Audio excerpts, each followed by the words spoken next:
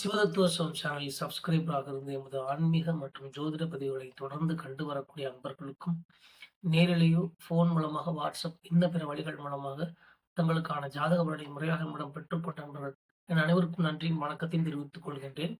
இந்த பதிவில் நாம் பார்க்க இருப்பது,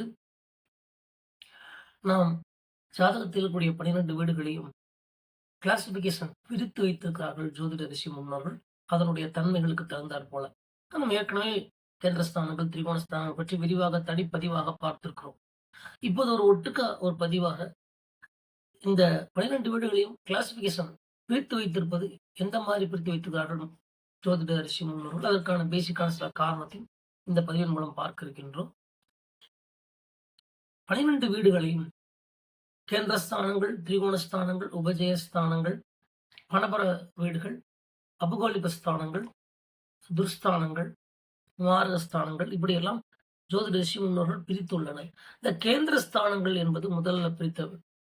அந்த கேந்திரஸ்தானங்கள் என்பது ஜாதகத்தில் 12 வீடுகளில் 1, 4, 7, 10 ஆகியவை கேந்திரஸ்தானங்களாகும்.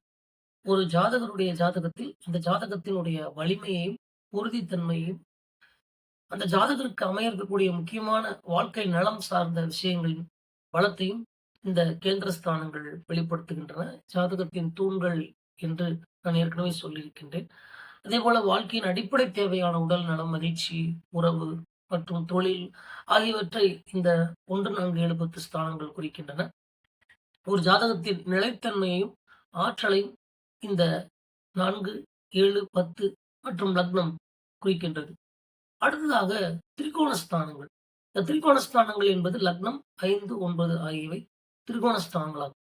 இது ஒரு மனிதனுடைய ஜாதகத்தில் அதிர்ஷ்டம் மற்றும் அந்த புண்ணியம், ஆசிகள், முன்னோர்களுடைய ஆசிகள், இவர் செய்த புண்ணியங்கள் என்ற பூர்வ புண்ணியம், தெய்வீக அருளையும் குறிக்கும் முக்கிய வீடுகளாக இந்த 1, 5, 9 ஸ்தானங்கள் திரிகோணஸ்தானங்கள் அமைகின்றன.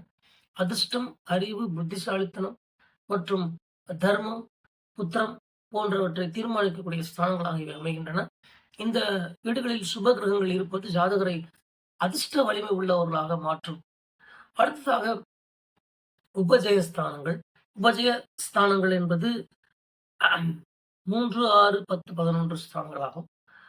படிப்படியான ஒரு வளர்ச்சியை ஒரு ஜாதகருக்கு காட்டுவது.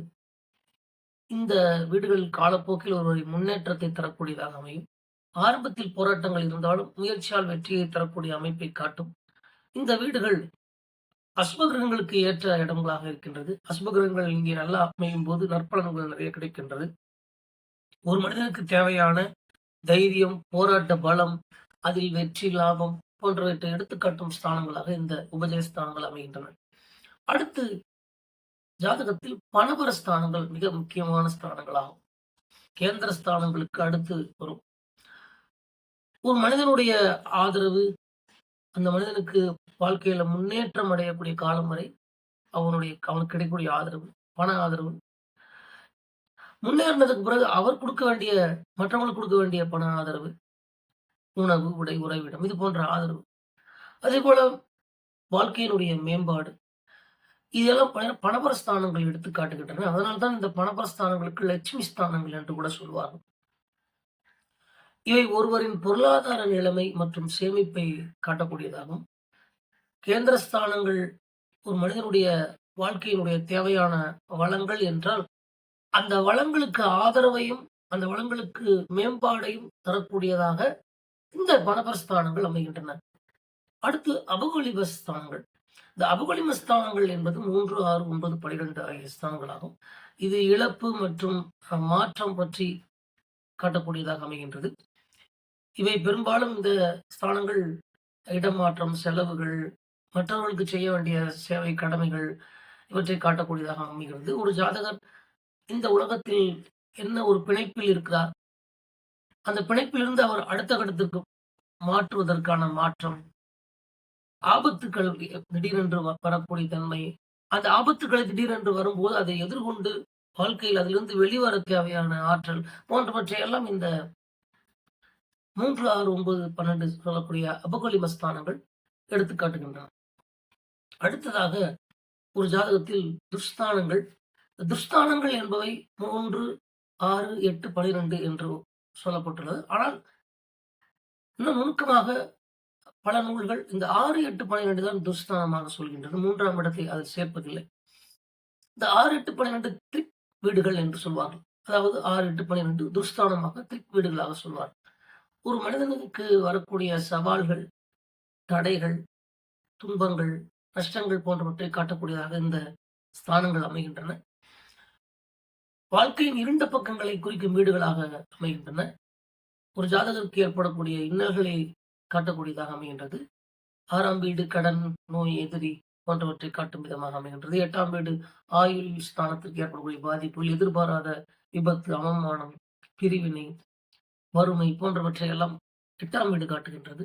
கடினமான அனுபவங்களை காட்டுகின்றது. 12ஆம் வீடு என்பது நஷ்டம், விரயம், சிறைவாசம், கையை விட்டு போகக்கூடிய விஷயங்கள். இது 12ஆம் வீடு காட்டுகிறது. அடுத்ததாக ஜாதக கட்டத்தில் மாரக வீடுகள் என்று சொல்லப்படக்கூடிய வீடுகள் மாரகஸ்தானம் என்று சொல்வார்கள். 2, 7ஆம் ஸ்தானம். அது ஒரு மனிதனுடைய ஆரோக்கியம், ஆயுளுக்கு ஏற்படக்கூடிய எதிர் விளைவுகளை காட்டக்கூடியது. ஒருவரின் வாழ்நாளில் அவர் அனுபவிக்கக்கூடிய நோய் நொடிகள், உடல் ஆரோக்கிய பாதிப்புகள் போன்றவற்றை காட்டக்கூடியதாக அமைகின்றது. ஆயுளின் முடிவையும், காலத்தினுடைய அடுத்தடுத்த போக்கினுடைய வரக்கூடிய ஆபத்துக்களை, மரணத்தையோ அல்லது மரணத்திற்கு நிகரான கண்டங்கள் சார்ந்த விஷயங்களையோ காட்டக்கூடியதாக இந்த 2, 7 என்ற மாரகஸ்தானம் அமைகின்றது.